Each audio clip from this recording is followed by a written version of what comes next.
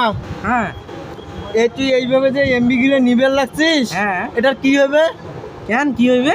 এই যে আমাদের নেট স্লো হয়েছে, সেটা আমি কি করব? তুই এত এমবি নিয়ে ডাউনলোড করছিস কে? ও আচ্ছা আচ্ছা, ডাউনলোড করলে ই হয় বুঝি। হ্যাঁ, তুই জানিস না?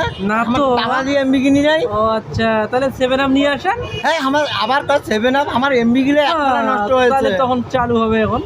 7 আপ তো হাতিবান্ধায় নাই। তাই নাকি? হ্যাঁ। কি কয়, আজব ঘটনা।